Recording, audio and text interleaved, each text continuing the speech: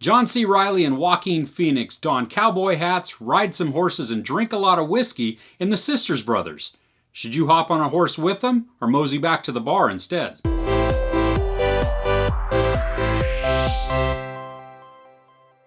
The Sisters Brothers is a wandering western, and just kind of like an unbridled horse, it doesn't totally know where it's going all of the time. Now that's not to say that it's a bad movie, it gets lost a little bit along the way. Joaquin Phoenix and John C. Reilly play Charlie and Eli sisters respectively. Now, they are two kind of mercenary type things. They work for the Commodore, who's just this vague guy played by Rutger Hauer, and they're after a guy who has something that the Commodore wants, and it has the potential to make the Commodore a whole lot of money. So now they are chasing this guy, who's played by Riz Ahmed, and his name is Ward. And they are searching from Oregon down the coast into California. Helping them along the way is Jake Gyllenhaal's Morris. And what he does is he sends word about Ward's movements back to the brothers so that they can then catch him. All along the way, it's this kind of slow adventure that happens. There are gunfights, there is drinking, there is treachery, and a whole lot of violence. There is a little bit of comedy to it, but really overall it's more of a drama. And more than anything, the standout of the film is the cinematography. Some of the landscapes are just brilliant and just beautiful to look at, and the way that they frame some of the shots. Now, not all of the cinematography, though, is great. There are some weird shots that are in there that really, it just breaks you out of the whole look and feel of the rest of the film. It has like almost an old-timey feel where you have this serious vignette around everything. It's black, really, and you only get bits of it, and it just kind of focuses in there, and then it fades out and then goes on to another scene. And so it really didn't fit when they did it the 3 or 4 times with the whole rest of the movie. Some of the creative aspects that they did in the filmmaking is that when some of the violence would happen or some of the scenes would happen, you wouldn't see all of it. You would only see maybe the start of the beginning of it and then the aftermath. Or you would hear a lot of it, but you wouldn't see anything because it would be focusing on something else off in the distance. Even though this is a Western, really it's a love story. And I know that kind of sounds weird, but truly it is. It's a love story about 2 brothers and their ultimate love for each other, the way that they protect each other above all else, that even when they tick each other off and just let each other down, they are still there for each other. And that love is what sustains them throughout the entire movie. I liked all of the performances in this. John C. Reilly did a really good job. I mean, he is regretful and mournful through a lot of it, and he's just this deep thinker, and I don't know if he's totally well educated or trying to seem well educated, but he pulls it off, and so he's at least a thinker in this, and I really appreciated that. Then you just juxtapose that with Joaquin Phoenix, who is still smart, but he is just a drunk, and so he is more of this just violence type of person. He is a doer. He is, I would rather just shoot you, or let's just go and get the job done, versus the whole thinking.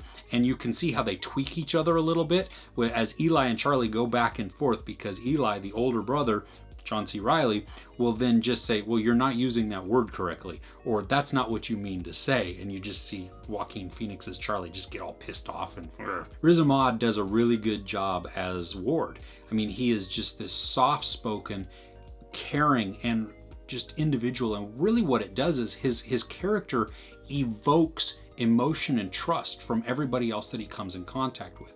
And you're not really sure if he deserves this trust or not. Maybe he's a con man, maybe he's not. Maybe he's truly genuine, but his presence just enables everybody that he comes in contact with to open up to him, to trust him, and to start talking to him. I like Jake Gyllenhaal in this, except his accent was all over the place. I couldn't tell where he came from and if he was really trying to mess with his accent, but I don't think he was. I think it was just an inconsistency in there. And so that's one of those things that stood out to me in his performance. Now, his performance itself was great. He just should have gotten rid of the accent altogether, because I don't know if it was trying to be a New England thing or an English thing or some Midwestern thing. I don't know. It fluctuated all over the place and was just kind of distracting and a little bit amusing all at the same time. I was drawn into all of the characters because of their performances. I mean, I was rooting for all of them, and when, you know, good things or bad things happened, it affected me emotionally. So I think that was really good, even though a lot of the story was just kind of wandering and all over the place. Because of that wandering, some of the story is really slow. And I was verging on the edge of boredom, really.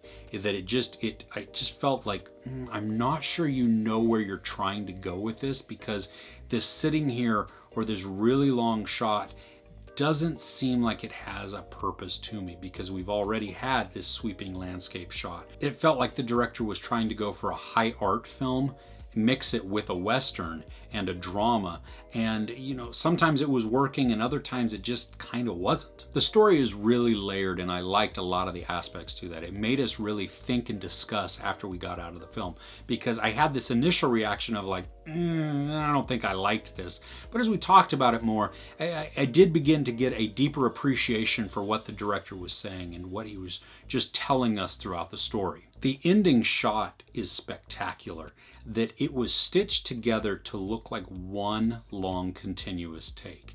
And it takes place in a house. And so you just go from the exterior, inside, and then room to room, and different things are happening as it does that. And I just thought it was beautiful. And I loved the fact that while I'm watching this, I cannot tell that it was stitched together. And it was beautiful. So that was one of the best shots of the entire film, is that ending scene. Overall, because of the pace of the film, I don't think that I would watch this a lot, or maybe even again. I don't know. I'm still kind of on the fence if I'm going to watch it again or not. I mean, I'm glad that I saw it, and I really appreciated the layers to the story. I loved the characters, and I loved the acting and their performances. I thought it was really well done. The shots and the cinematography were really good too. It's just, when you put it all together, those don't outweigh the pacing of the story for me, that it was just really, really slow, and at times it didn't feel like the director knew exactly where he was going. There's brief sex and nudity, there's a bunch of profanity, and a whole lot of violence. I give The Sisters Brothers 3.5 out of 5 couches. What is your favorite Western? Please let me know in the comments below. I'd love to know. If you enjoyed this review, please give it a like. Also, don't forget to share and subscribe. I'm Chris. This is Movies and Munchies. Thanks for couching with me.